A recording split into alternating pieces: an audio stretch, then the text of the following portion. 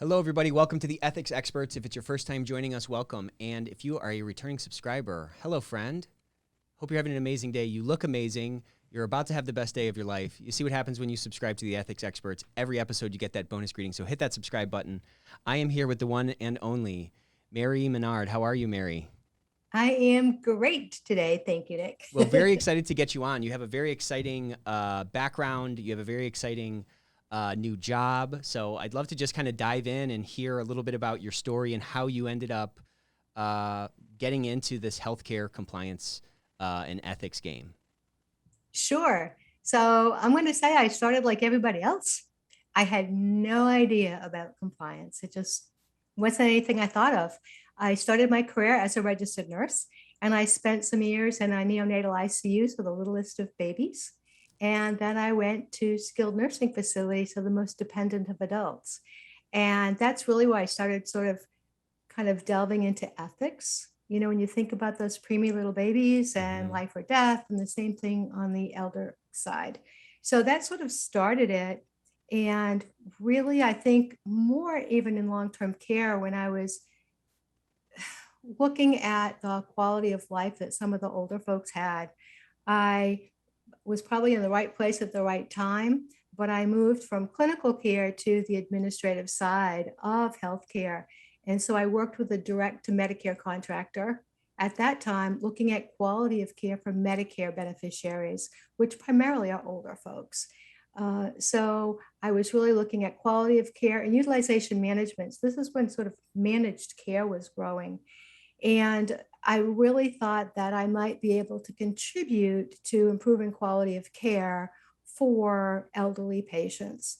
And so, from a compliance perspective, anything you do with Medicare is following the rules, right? Right. So, way back then, it was following the rules. And then we expanded, it was a small company, and we expanded to incorporate Medicaid, which at that time was really sort of lower income, needy folks, a lot of pregnant women and children. And it was the same thing. It was access to care, it was quality of care. So I really think I started from a compliance perspective years ago, even though I didn't know it, it was following the rules. And then that sort of grew over time. I worked for a variety of companies and went off on my own. I was a Medicare hearing officer for a number of years. Oh, wow. What was that like? Yeah. So that's really having to learn the rules. Mm-hmm. And so at the time it was, you know, you'll have a provider on one side and like the Medicare administrative contractor, the carrier, the MAC on the other side. And, you know, they were arguing about was it medically necessary or should Medicare pay for it, that kind of. And so it's really knowing the rules, understanding the rules and making that determination. And you could So help them that kind of sort through that. Yes. Yes, but I was there to make the determination of did it meet Medicare regulations or not. Yeah. So it was at that time, it was really understanding regulations. And I'm sure that So, in that process, you got so much experience in hearing these arguments and hearing how one side or the other side tends to sort of craft their argumentative path to, get the outcome that they want. How did that end up? How did that experience end up informing your impact sort of later on down the road? oh, it's tremendous. Yeah. It, First of all, I never really knew what kind of case I might get. Right. I mean, you knew pretty much what the focus was going to be. We always had the OIG informing CMS and all of that. So you kind of knew, but still, I could get almost anything. And so it was having to research that. And then it was sort of looking at the way folks were sort of arguing their case, Mm-hmm. which is interesting because I'm seeing it today. One of the big arguments for Medicare years ago was how they extrapolated. And we all know today when there's a Medicare audit, depending on the kind of audit, they may extrapolate those results. In other words, they'll take a sample, Mm-hmm. say 100 cases, and they'll say you have a 10% an hour, make it up. Well, they'll extrapolate that so you have 1,000 admissions, and so they'll extrapolate that 10% over the 1,000, not the Mm. 100 they audited. And so years ago, they were arguing on extrapolation and was it valid? And we're still seeing that today, which is interesting. Yeah, that's super interesting. What is the argument for it not being valid? For what? What is the argument for it for that approach not being valid? Well, folks will say that Medicare didn't follow their own guidelines, or their guidelines are faulty. It's years ago, there was some validity to it. And as a hearing officer, I actually had to hire statisticians to go out and take a look at those for me to be able to, and I learned a lot from that too, by the way, Yeah, I on bet. how to interpret those regulations. But everything that CMS does, Medicare, Medicaid, it's written down in regulation. So, I mean, if you follow what they say, and for the most part, they do stand up. But it's still an argument. So you kind of swam in that pool for a while. You were kind of adjudicating these conflicts, these arguments. Mhm. What was your next move after that, and what prompted you to make that next jump? Well, at that same time, so as while I was a Medicare hearing officer, I was also working with TPAs, that kind of group, to form HMOs. So we're going back to sort of when managed care was happening, HMOs were growing. And so I was in that space helping administrators with their, all of the documentation and forming the health plan, from quality committees and compliance and credentialing and utilization management, helping to hire staff, train, do all of that, Yeah. then represent them, for example, at the Department of Insurance or the Department of Public Health to get their license as an HMO. So I was working in that arena already, Hmm. and working with different sort of network group. So whether it was a physician hospital organization, or a PPO, or preferred provider organization, or health maintenance organization, HMO, I was sort of in that field. Got it. And I've always sort of been in that field. Right, right.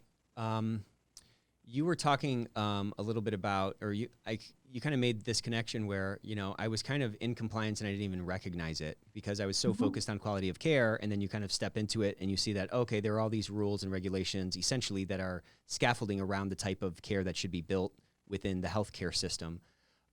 Where have you seen that same dynamic play out in other parts of your career or in other projects that you've worked on?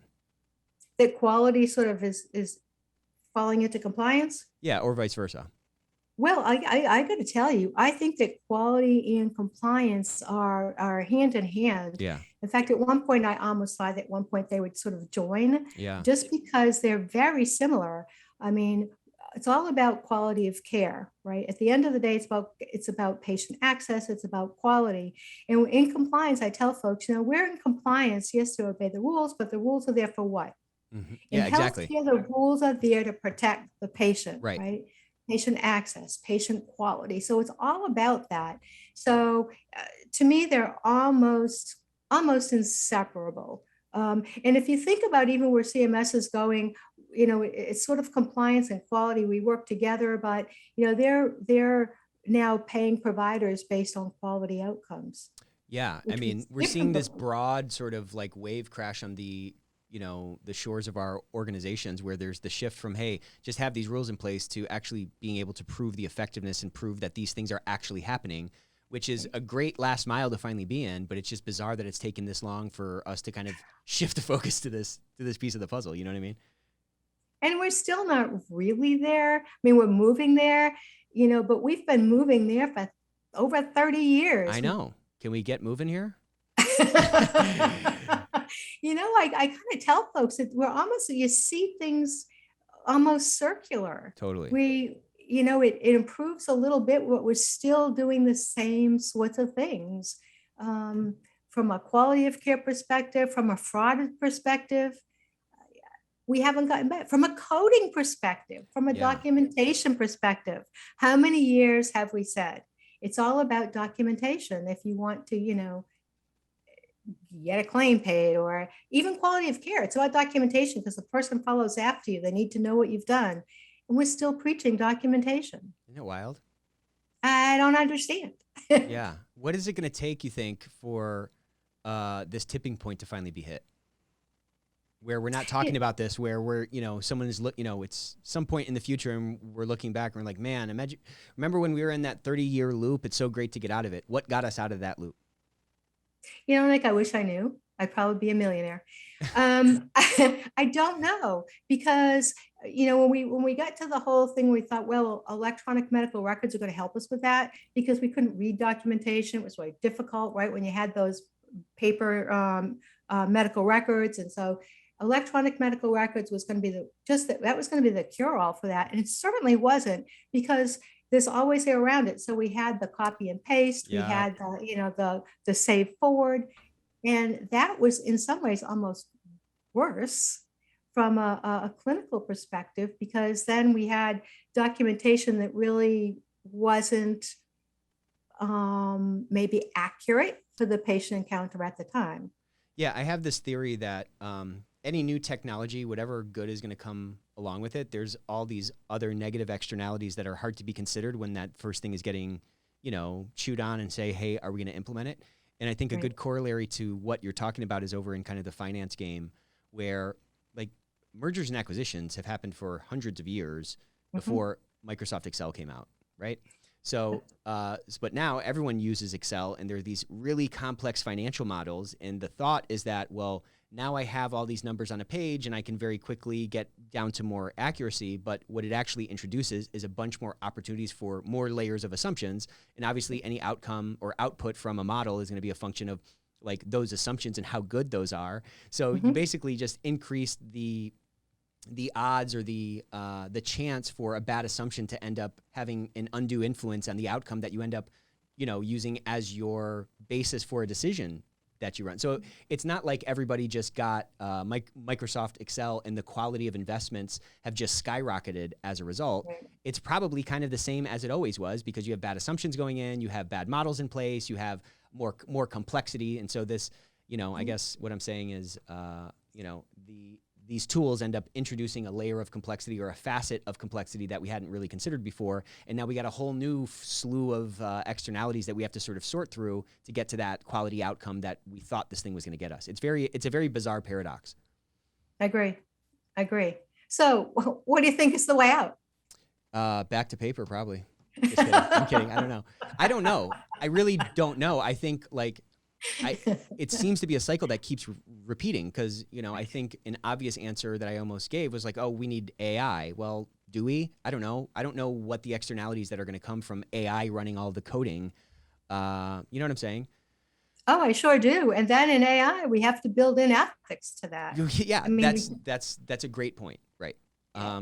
So the biases that we have can be built into those, these bots that are running across our Right. systems and stuff like that. And that's just one example of this broader kind of dynamic that we're talking about.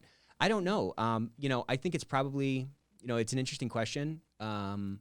It's probably what I think it's probably going to be like more people digesting the connection that you're talking about between sort of the policies, the rules, and the outcomes, this quality outcome. I think as we merge those and prioritize that higher than dollars in our systems, on average, I think that's what it's going to take to really hit a tipping point. But, I think as long as like dollars are the gods of companies, there's always going to be a propensity for this kind of stuff to happen. There's just a built-in incentive because that, that quality of care or whatever is subservient to that top tier, that top of the pyramid, which is, the almighty dollar. That's what I think is probably at the root of it. I totally agree with you.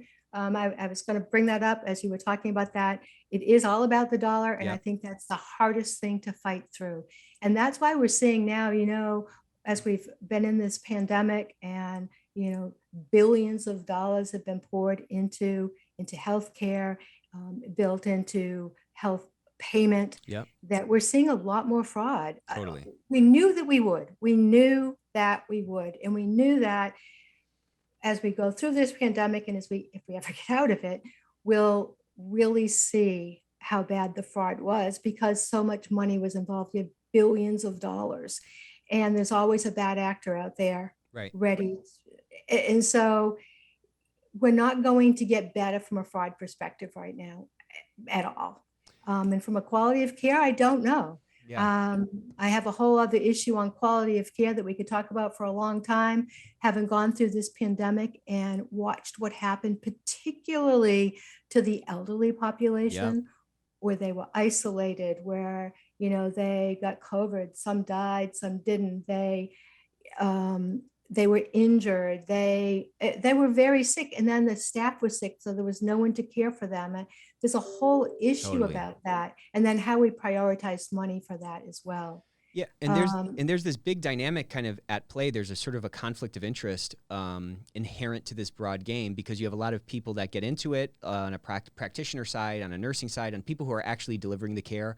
Why did they get into the game? Surgeons excluded. They're maybe driven by money, but a lot of people are trying to get in. No offense to surgeons. They don't listen to this anyways. We're fine. Um, but they want to make a difference, or they have a heart to help right, people, or you know what I'm right. saying? They want to make the world a better place.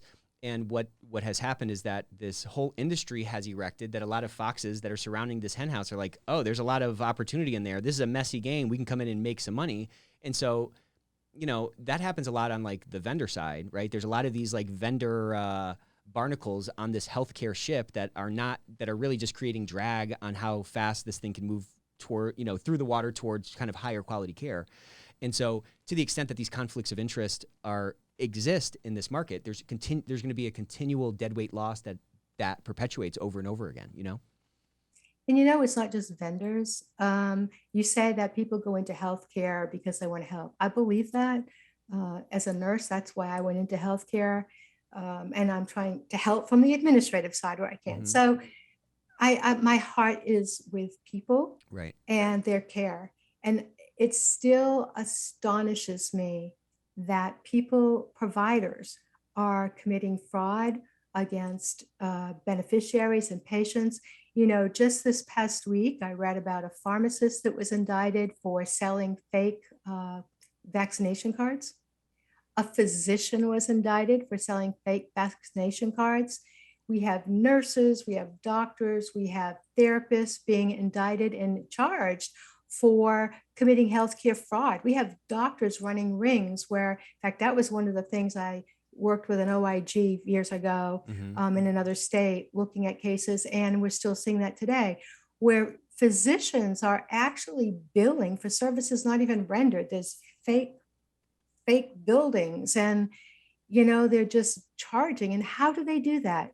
They went into this profession, I believe, with good intentions. Right. And my husband's me. It's like, Mary, just because they're a healthcare provider doesn't mean they have morals or ethics. But I can't, it's just hard to fathom for me, but we still see it. And we're Yeah. seeing more of it now. Yeah. I mean, I guess I get your husband's point to some level, but I also get your point. I mean, no one is trying to choose between becoming a nurse and becoming a bond trader on Wall Street. You know what I'm saying? Mhm. That's not in somebody's decision set. And I think, Mhm. if you talk about the purpose of people that are in this game, it's about making a difference, like I said, or focus on people, like you said, or a heart to just make the world better. In the bond trader game, it's all about money and being a master of the universe. So the hierarchy of like drivers, or the hierarchy of priorities or purposes, are just materially different. And to your point, the overwhelming majority of people, I think, even who end up tipping the scale into this, malfeasance that you referenced, Mhm. I would bet that the majority of those people weren't going to med school to game Medicare.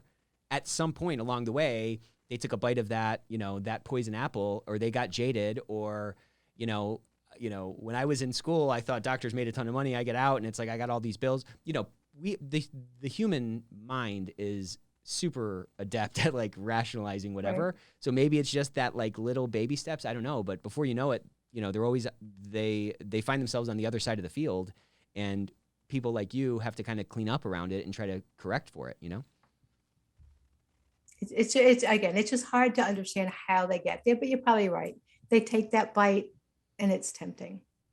You Yeah. know, and, and from a compliance perspective, it's hard to stay ahead of all that. Yeah. You need to kind of think like they would think.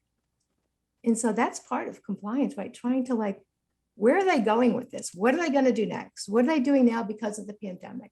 What's going to happen? Right. And it's trying to stay ahead of that.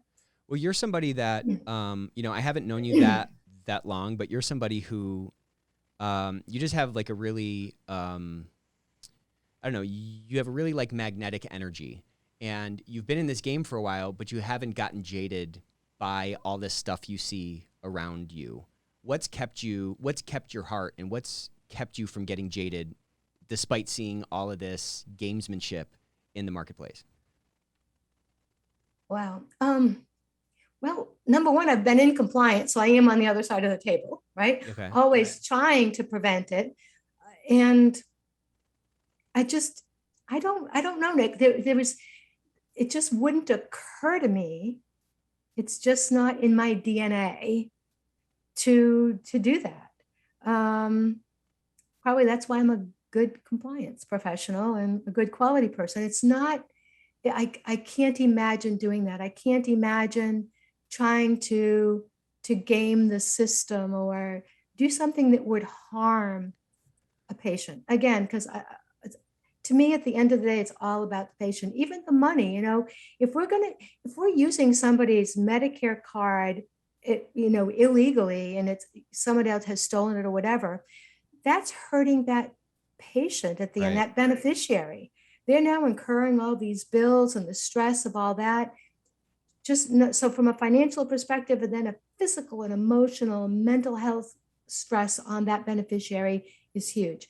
So to me, it just wouldn't occur to me. And again, it's hard for me to understand how people can go over that line, but they do. Yeah, I guess what I'm asking is how do you not get jaded with respect to these people that you're supposed to be policing, quote unquote?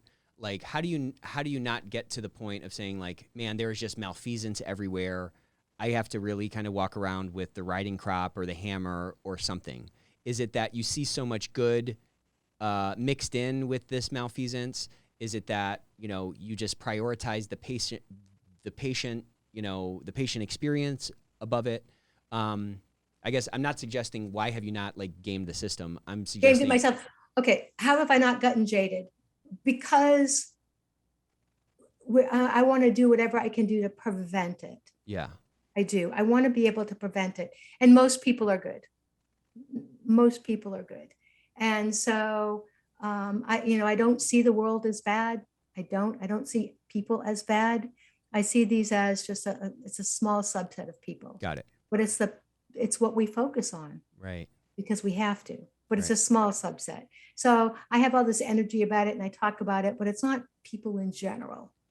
Got it. So Okay. we need to bear that in mind. Well, that's an important frame, because I think the people who end up getting jaded by this, and a caricature of what I'm talking about is somebody who comes out of college and they want to get into human resources because they love people and they want to make the world a better place and all those kinds of things. And they step into an organization, and within some time period, they get to the point where they feel like their wings are clipped, they've been declawed, that they've like sold out, and they're just there to defend the organization, not help the human.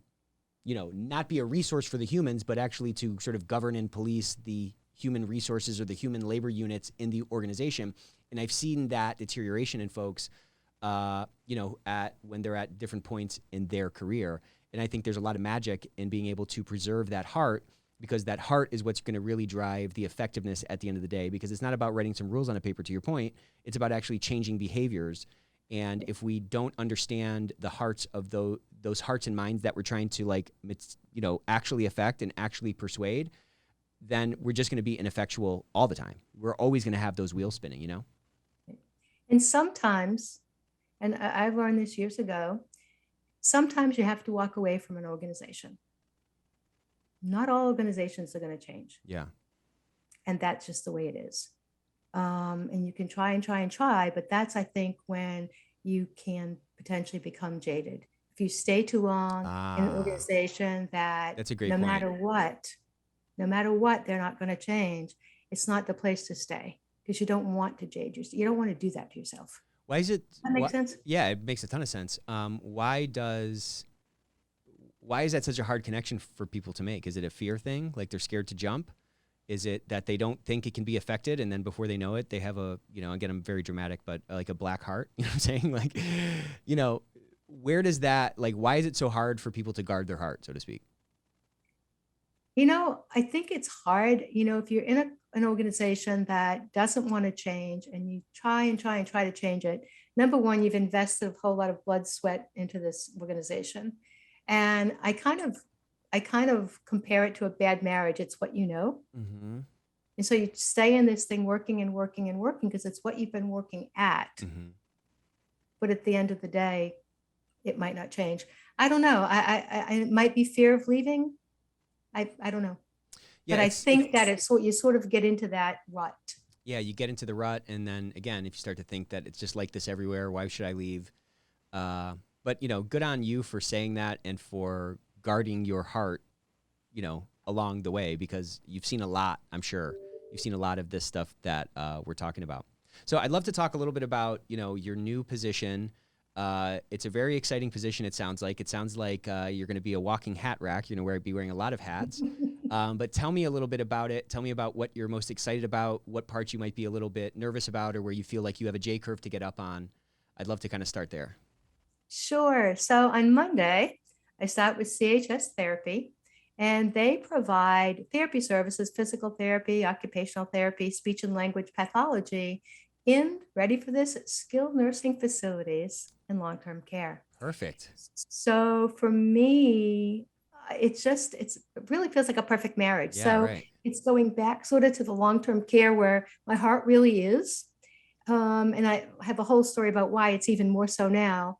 And then therapy, truly, when I was a Medicare hearing officer, I heard so many therapy cases, Yeah. so many therapy cases.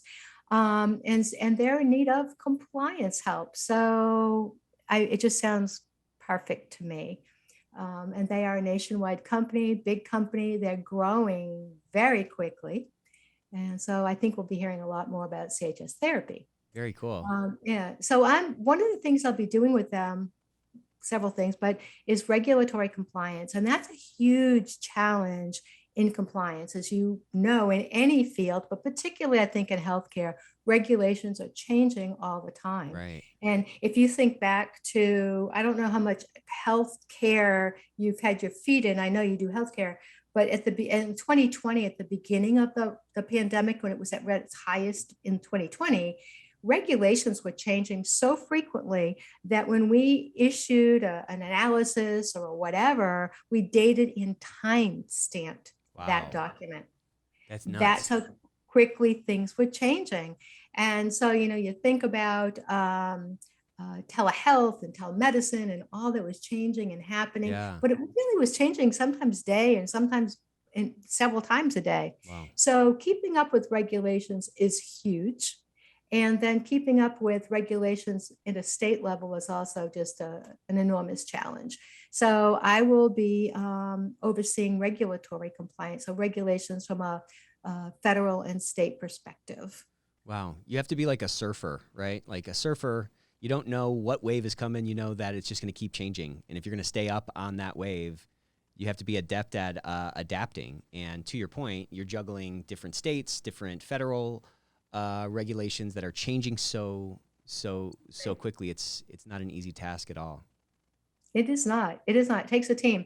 One of the things that I've actually done it for years and years and years and years, is every day I start my day, have breakfast, cup of coffee, and I go through the Federal Register. It just feeds in every day what's being proposed on the Federal Register, what's out every day. And I just look down the list so you get an idea of that. And then I go to the OIG and look at what they're doing. And it kind of gives you a good perspective of the general environment about what's happening.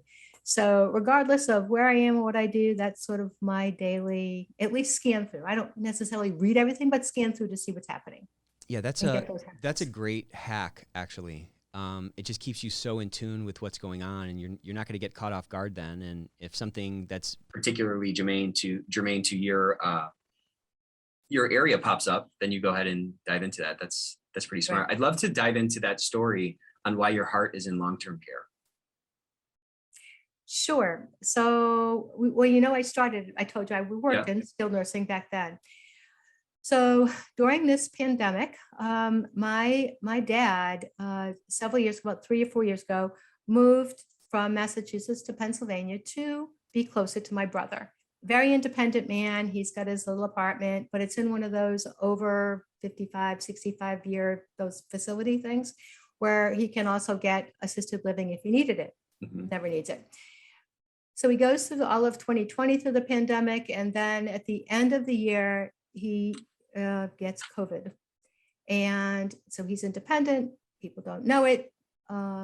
He has falls. He fell 4 times. He couldn't find anyone to help him. He ended up with multiple fractures, a hip, a pelvis, back. Jeez. He was in a hospital, went to rehab. Therapy helped him tremendously. He went back. We could not get him assisted living. They said, oh, he's independent. Don't worry about him. Well, he's not. He's in a back brace. He's got all these fractures. 10 days later, he was back in the hospital with pneumonia and sepsis. Wow. And then he went back to rehab, and rehab did such a phenomenal job with him. The therapists were phenomenal. And I've always been a believer in therapy, but what they did for this man was incredible. He went back to being totally independent. However, I'll tell you, at the end of the day, we need more regulations for assisted living facilities. I truly believe that. Yeah. Because it was really difficult to get him any assistance at all. When he went back that second time to a facility, an aide came out to wheel him from the car back into the building, and it was winter in Pennsylvania. She went fast, she hit a curb, propelled him, face planted him into the parking lot before he even made it back into the building. Oh, yowza. Yeah.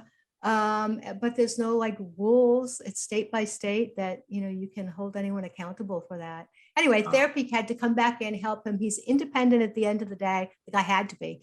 But I really, at that point, started really researching assisted living facilities and their regulations and what they're doing by state. And also long-term care.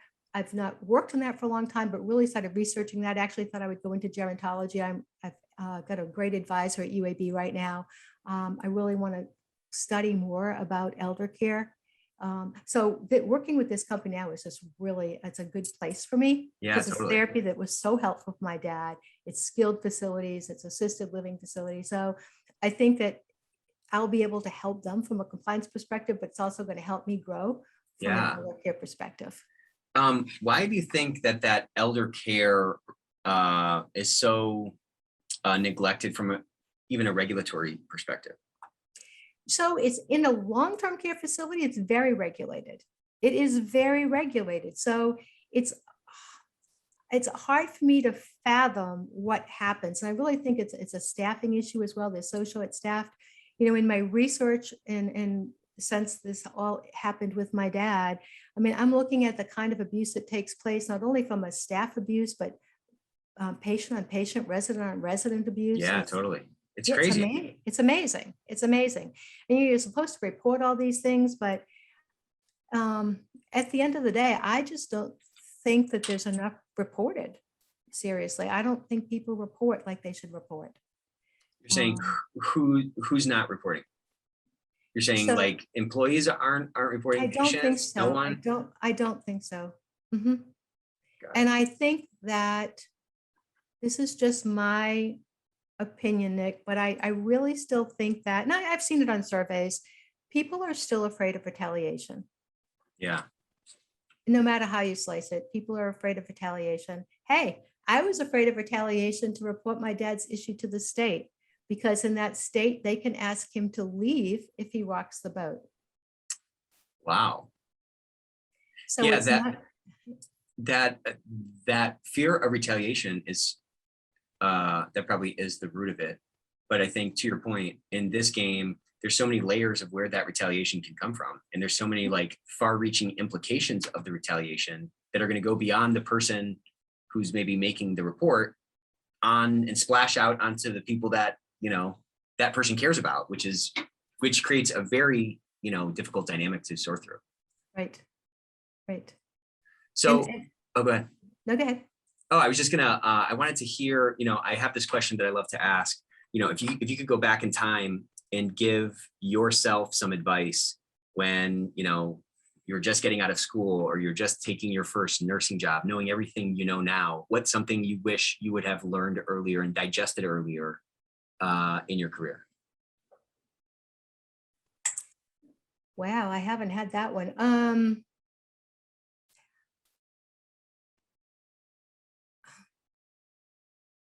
I'm almost thinking was it temperance, to be more, to listen patiently without reacting, Okay. to listen through. I think that's really important. I think sometimes when we're younger, we're not necessarily listening as we should listen. And I think being able to just sit back and listen and not take everything personally. Yeah. And I tell that to everyone who works with me in compliance, listen to it, but don't take it personally, because we're the persons that people are going to vent to if they're angry. Right. We're going to hear all sorts of issues. We're the ones they report to, but it's not us personally. I do not believe that anyone's attacking us. And so you have to have sort of that Teflon skin. Mhm. So we deal with what we need to deal with on an objective basis, and just not from a reactive. It's not me, it's not us, it's not, you know what I mean? Yeah, It can I do know feel what you mean. personal sometimes. Yeah, and it's hard to sort through that, especially in this economy we're in now, which is really a knowledge work economy, where we are our work, and especially people who care a lot, just in general, they Mhm. put a lot of purpose. There's a lot of intentionality behind what they do, and even if it's on a secondary level or a tertiary level, it can feel personal when you get, when you find that you've missed a mark or something. Yeah, that's great advice. I love asking this question because I can just soak up all of this advice myself. You know what I mean? So as we kind of get close to wrapping up here, I'd love for you to kind of pull out your crystal ball, and let's look forward 15, 20 years. How has this whole game changed? How has compliance merged closer with quality, and what are the implications of that from a patient care perspective? So my hope is that it merges closer than it is. Um, my hope for it is that compliance will be more proactive even than we are now, to always stay ahead of the game, particularly from the fraud perspective. I think we always need to stay ahead of that. But from a quality of care perspective, I believe that if compliance and quality really work more closely together, we're not opponents here. We're to work together. Siblings. Yes, but close siblings, not Right. fighting siblings. Twins. Yeah. Okay. Depends on the kind Twins of who get twins. along. Okay, fine. I've got twin siblings. It just Oh, depends you on the kind. Okay, fine. Close siblings is safer, but yeah, that's cleaner. Okay. So I really believe that we can improve quality of care. And I say that with fingers crossed, because I've said it for a long time. Mhm. There's always going to be the challenges that we have to overcome. We just have to stay ahead of it. We have to, from a compliance perspective and a quality perspective, stay ahead of it from a technology perspective, from a regulatory perspective, from a patient care and treatment perspective. We need to always be paying attention to what's coming forward and be able to sort of, think ahead yourself and what might happen about this, and sort of Right. plan for that. That's my thought. I love it. Well, I love your work, Mary. I love your heart. I'm super excited for this new role that you're starting. You're going to change the world and collapse that gap between quality and compliance. Where can people learn more about you? Where can they find you and reach out to you with questions or to connect? Well, I am on LinkedIn at, I don't know my LinkedIn address. I should know that. But it's. We'll put it in the show notes or something. Okay. Yeah, I'm on LinkedIn. Okay. Okay, very good. Well, thank you so much for joining us today. This was really a lot of fun. And everyone, until next time.